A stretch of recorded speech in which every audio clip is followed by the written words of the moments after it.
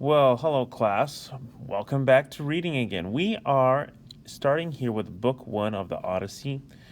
We're only going to do a small part of Book 1 because we just want to introduce you to Telemachus, who's Odysseus' son.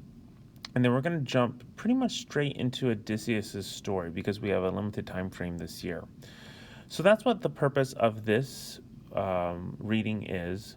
I want to introduce you to Telemachus and kind of let you know what's going on the Ithaca side. That's where Odysseus is from, on the Ithaca side of things. Okay, so let's go ahead and jump straight in. I'm going to make this a little bit bigger for us here. As is always common with stories from ancient Greece, we are going to start by invoking the muse. And so we are going to start off with that. And so let me go ahead and do that. So, tell me, muse, of the man of many ways. So we're talking about Odysseus here. I'm actually going to switch this out. Let's do a lightsaber today. I'm just feeling a little different, okay? We're talking about Odysseus, who was driven far journeys after he had sacked Troy's sacred citadel. And we just learned about, in our inter-period time, about how Troy was sacked, or picking up after it sacked. Many were they whose cities he saw, whose minds he learned of. Many the pains he suffered in his spirit and on the wide sea, struggling for his own life in the homecoming of his companions. So I just kind of highlighted some of the things that he went through here with some boxes around kind of what happened. So Odysseus saw many things in his struggle to get home. Even though he could not save his companions, so his companions died, hard though he strove to, they were destroyed by their own wild recklessness, fools who devoured the oxen of Helios, that's one of the sun gods, and he took away the day of their homecoming. For from some point here, goddess, daughter of Zeus, speak and begin our story. Now, wait a second. Wait, who is telling our story? Oh, Athena is telling our story. So one thing you need to get in your mind here at the beginning of the Odyssey is Athena is the major god that we deal with. She is moving the story along, and she is a major player in this story. Then all the others, as many as fled sheer destruction, were at home now, having escaped the sea and the fighting. This one alone, this would be Odysseus, longing for his wife, that's Penelope, and his homecoming, was detained, was held by the queenly nymph Calypso, bright among the goddesses, in her hollowed caverns, desiring that he should be her husband. So he, that's Odysseus, is stuck on an island with Calypso. She's holding him there because she wants him to be her husband. But when the circling of years, that year came in which the gods had spun for him his time of homecoming to Ithaca, not even then was he free of his trials nor among his people. So what this says here is even in the year that the gods had set for him to get home to Ithaca, at the beginning of the year, he was not free of his trials or nor among his own people. He still has more to go through. But all the gods pitied him, except Poseidon. He remained relentlessly angry with godlike Odysseus until his return to his own country. So Poseidon is angry with Odysseus. We'll find out why in just a second. But Poseidon was gone now to visit the far Ethiopians. The Ethiopians, most distant of men who lived divided, some at the setting of Hyperion and some at his rising. So here we have Hyperion. Hyperion is sun god, and I might put number 2. Helios is the sun god, but Hyperion is also the sun god. So if the Ethiopians live on sun at his setting and sun at his rising, that means they live both to the far east and to the far west, if that makes sense. Okay, so Poseidon is there to receive a hecatomb. Remember, that's an offering of bulls and rams. And there he sat at a feast and took his pleasure. Meanwhile, the other Olympian gods were gathered together in the halls of Zeus. So there's a meeting of the other gods, while Poseidon is out of the way, conveniently. First among them to speak was the father of the gods and mortals. That's obviously Zeus. For he was thinking in his heart of stately Aegisthus, whom Orestes, Agamemnon's far-famed son, had murdered.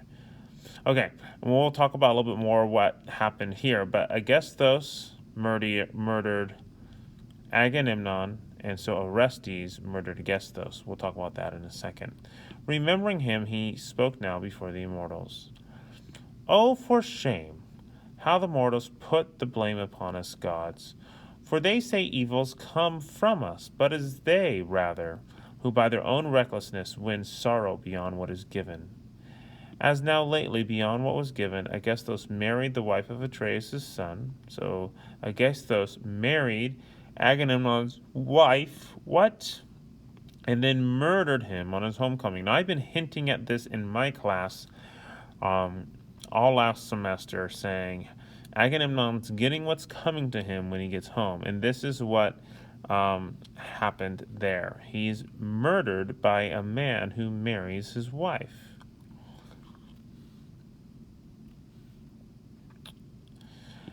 Though he knew it was sheer destruction, for we ourselves had told him, sending Hermes the mighty watcher, Argiphantes, not to kill a man, nor court the ladies of his marriage.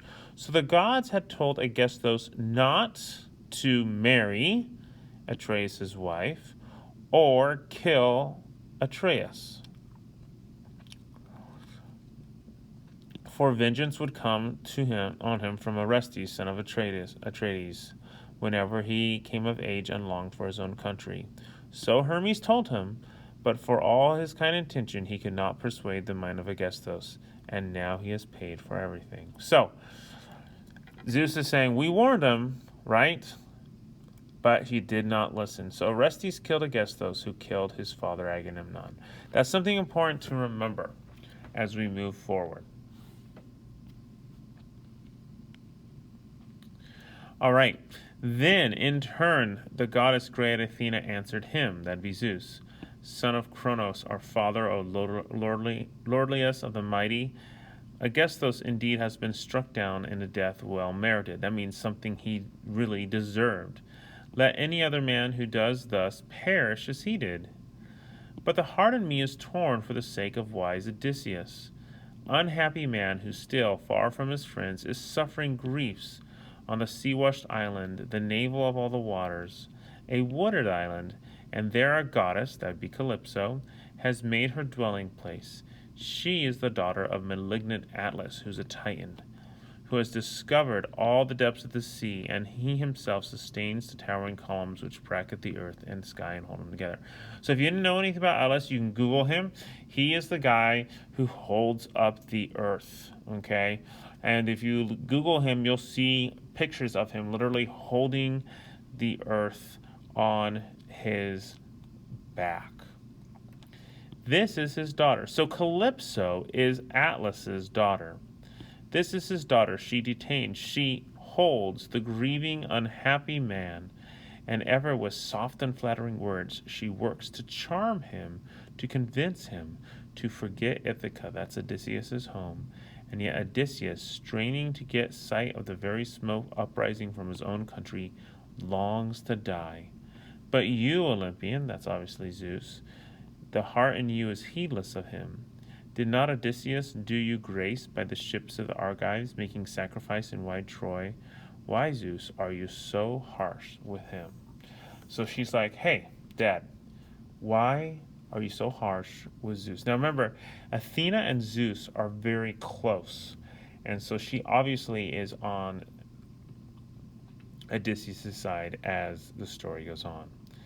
Then into turn Zeus, who gathers the clouds, made answer. Okay, this is Zeus talking now.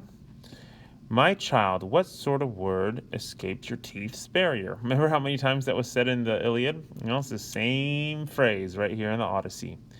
How could I forget Odysseus the godlike? He who beyond all other men in mind, and who beyond others has given sacrifice to the god who hold wide heaven. So Odysseus has made many sacrifices to the god. It is the earth encircler Poseidon, who ever relentless nurses a grudge because of Cyclops, whose eye he blinded. Okay, so Poseidon holds a grudge against Odysseus because of the Cyclops. Well, why? Why does he care about the Cyclops? We're about to find out. For Polyphemus, that's the Cyclops' name, like a god whose power is greatest over all the Cyclops. So Polyphemus is the greatest Cyclops. Thusa, a nymph, was his mother, and she was the daughter. Oh, I forgot to highlight Phorcys. She was the daughter of Phorcys, lord of the barren salt water. She in the hollows of the caves had lain with Poseidon. So the Cyclops is Poseidon's son. For his sake, Poseidon, shaker of the earth, although he does not kill Odysseus, yet drives him back from the land of his fathers. But come, let us all who are here work out his homecoming and see to it that he returns. Poseidon shall put away his anger, for all alone and against the will of the other mortal gods united, he can accomplish nothing. So Zeus is saying, hey, I get it. I know why Poseidon's angry with Odysseus, but let's go ahead and plan Odysseus' homecoming because all the rest of the gods want him to come home. So Poseidon can do nothing against the will of the other gods united. All right. Then in turn, the goddess great Athena answered him, Son of Cronos, our father, O lordliest of the mighty, if in truth this is pleasing to the blessed mortals that Odysseus of the many designs shall return home, then let us dispatch Hermes the guide, the slayer of Argos, to the island of Ogygia, so that with all speed he may announce to the lovely-haired nymph our absolute purpose, the homecoming of enduring Odysseus, that he shall come back. But I shall make my way to Ithaca, so that I may stir up his son a little. We're going to meet his son, and put some confidence in him, to summon into the assembly the flowing-haired Achaeans, and make a statement to all the suitors. Suitors are people who are coming, just to let you know, they're there to try and win the hand of his mother, because they all think Odysseus is dead. So they're like, hey, let's marry the queen, who now forever, slaughtering his crowded sheep and lumbering horn-curved cattle. I will convey him to Sparta and to Sandy Pylos to ask after his dear father's homecoming if he can hear something, so that among people he may win a good reputation. So a couple of things to note here. Hermes is going to Calypso, Athena is going to Ithaca. In Ithaca, there's a bunch of men who want to marry Penelope, Telemachus' mom. Telemachus is Odysseus' son. And they're eating all of his food, okay? So they're kind of eating him out of house and home. So Athena's going to convey that she's going to send him to Sparta and to Pylos. This is Menelaus, okay? And Pylos, if I remember correctly, this is where Nestor lives, okay? To ask about his father. Speaking so, she bound upon her feet the fair sandals, golden and immortal, and carried her over the water, as over the dry, boundless earth abreast of the wind's blast. So this takes over land and sea. She then caught up a powerful spear edged with sharp bronze, heavy, huge, and thick, whereas she beats down the battalions of fighting men, against whom she of the mighty fathers angered, and descended in a flash of speed from the peaks of Olympus. So Athena's getting ready. And lighted in the land of Ithaca, at the doors of Odysseus, at the threshold of the court, and in her hand was a bronze spear. She was disguised as a friend, leader of the Taphians, Mentis. So note here, Mentis is an interesting word. Athena's disguised as Mentis, which many believe is where we get the word mentor from, somebody who guides. And that's what her purpose is. She's going to guide Telemachus, who's young, and show him what to do. There she found the haughty, the proud suitors. They at the moment in front of the doors were amusing their spirits with draughts games, sitting about on skins of cattle whom they had slaughtered themselves, and about them of their heralds and hard-working henchmen. Some at the mixing bowls were combining wine with water, while others again at the porous sponges were wiping at the tables and setting them out, and the others were cutting meat in quantities. So the suitors are sitting at the door. They're waiting for their men to prepare the food for dinner. Now, far the first to see Athena was godlike Telemachus, that's Odysseus' son, as he sat among the suitors, his heart deep grieving within him, imagining in his mind his great father, how he might come back, and all throughout the house might cause the suitors to scatter and hold his rightful place and be lord of his own possessions. So Telemachus is thinking about how he can get these guys out of his house. With such thoughts, sitting among the suitors, he saw Athena and went straight to the forecourt, the heart within him scandalized that a guest should be standing at the doors. Now, I want to make a note here that scandalized means horrified or scared, not scared, but horrified, like, oh no, okay? It's going to be used a few times the next few lines, and I want you to kind of understand that being scandalized meaning that you're kind of put out or horrified or upset about something. Okay, here we go. He stood beside her and took her by the right hand and relieved her of her bronze spear and spoke to her and addressed her in winged words. He said, "Welcome, stranger. You shall be entertained as a guest among us. Afterwards, when you have tasted dinner, you shall tell us what your need is." Now, here's the question. Why is Telemachus horrified that there's a stranger at the door? Well, remember, in Greek culture, you're supposed to entertain any guests that come along. So he understands that the way the house is right now, imagine you had a bunch of really rambunctious people at your house and a guest comes over. You're going to be horrified. You're going to look bad. And on top of that, as we're going to see in just a moment, he thinks that she may be one of his father's friends. And so he wants to ask Athena if she has heard anything about his father. So I would be horrified as well. So speaking, he led the way, and Pallas Athena followed him. Now when the two of them were inside the lofty dwelling, he took the spear he carried and set it against a tall column in a rack for spears, of the polished wood, where indeed there were other spears of patient-hearted Odysseus standing in numbers. And he led her and seated her in a chair with a cloth to sit on, the chair splendid and elaborate. For her feet there was a footstool. All right, so Telemachus is a good host, and he wants to ask about, he's going to say right here. For himself he drew a painted bench next to her, apart from the others. The suitors, for fear the guest, made uneasy by the uproar, right? He's fearing that the guest would be made uneasy by all the loud suitors, might lose his appetite there among the overbearing people, and so he might ask him about his absent father. Now note here that we are using the pronoun he to talk about Athena. That is because, if you remember, Athena is disguised as an old man named Mentor. A maidservant brought water for them and poured it from a splendid and golden pitcher, holding it above a silver basin for them to wash, and she pulled a polished table before them. A grave housekeeper brought in the bread and served it to them, adding many good things to it, generous with her provisions, while a carver lifted platters of all kinds of meat, and set them in front of them, and placed them beside the golden goblets, and a herald going back and forth poured wine for them. So Telemachus takes care of this guest, which is obviously a wise move. It is actually a goddess. Then the haughty suitors came in, the proud suitors came in, and all of them straightway took their places in order on the chairs along the benches, and their heralds poured water. Heralds are servants, by the way. I know that's being used a lot.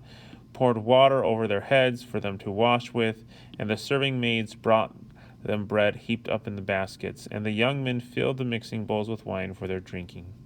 They put their hands to the good things that lay ready before them.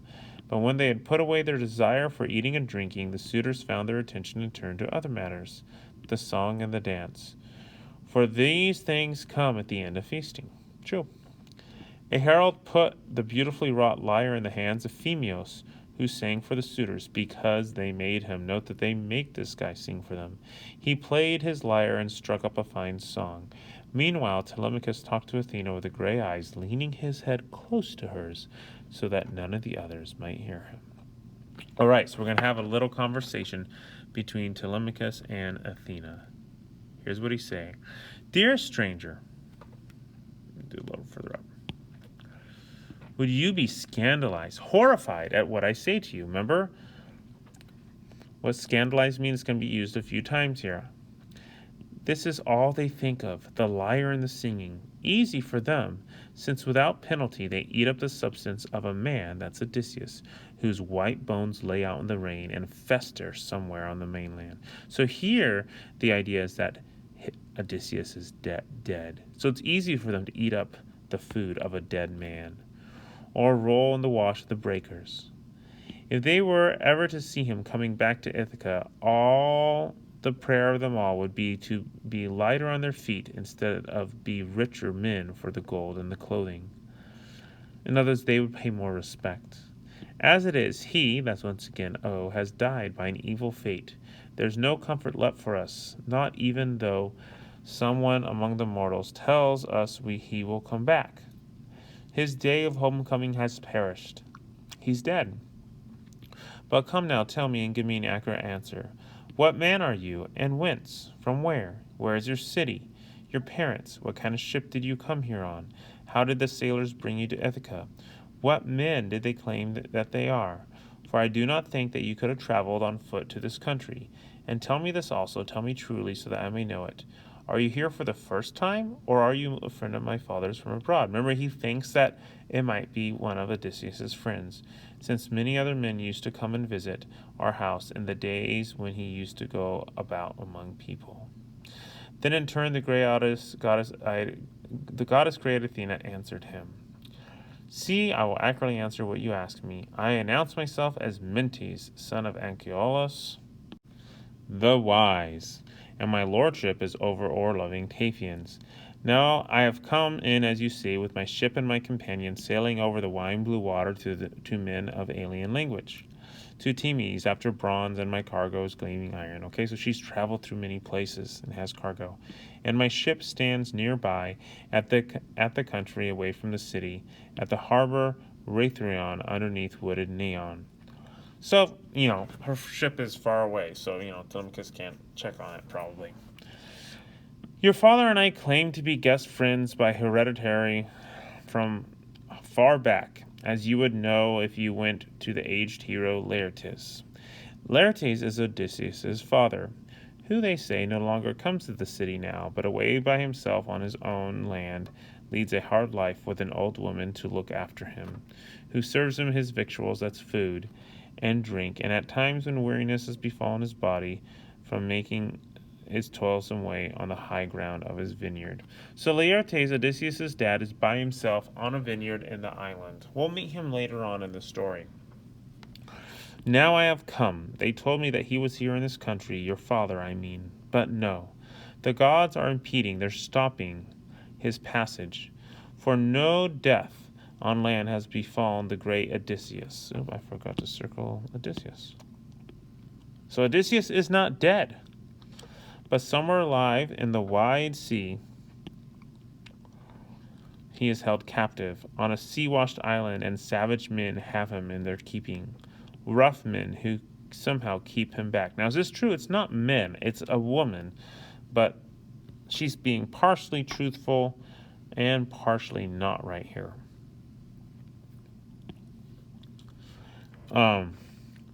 Now I make you a prophecy in the way of the immortals put to my mind, as I think it'll come out. Though I am no prophet, nor do I know the ways of the birds clearly. Remember, a prophet was a bird seer.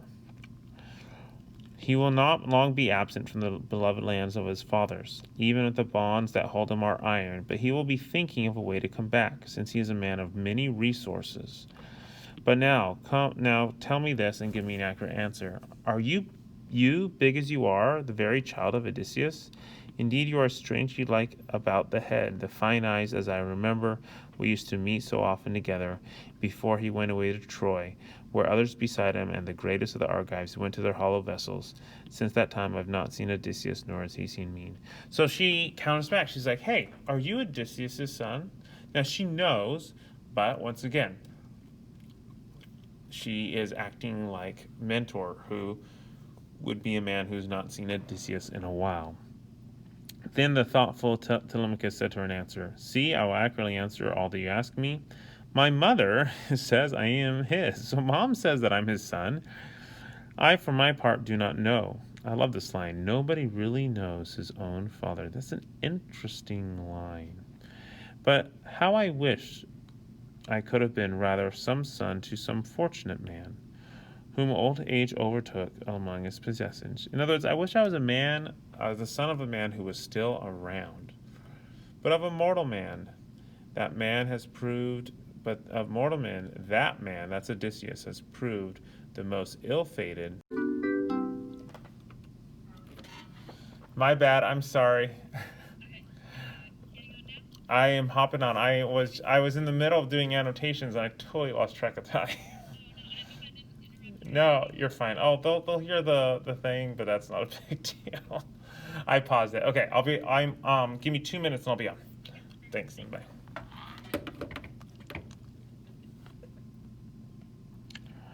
All right. Well, as you heard, I forgot to pause, so that was actually Miss Forbes. I need to get on with her. Okay, where were we?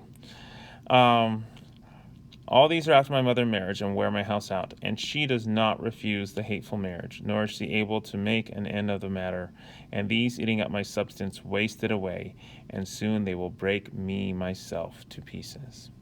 All right, so this is Telemachus. He's in a tough spot, and we're not going to go through the rest of the book, and actually through book 4, he goes and he does what Athena has planned for him. He goes and visits Nestor. He goes and visits Menelaus. But you know what? He doesn't really find out that much about his dad. So he comes back and doesn't know what to do. And we'll pick up there when we see him again later on in the book. But we got a lot to discuss as far as Odysseus is concerned before that. All right. Hope this helps. Take care. Bye.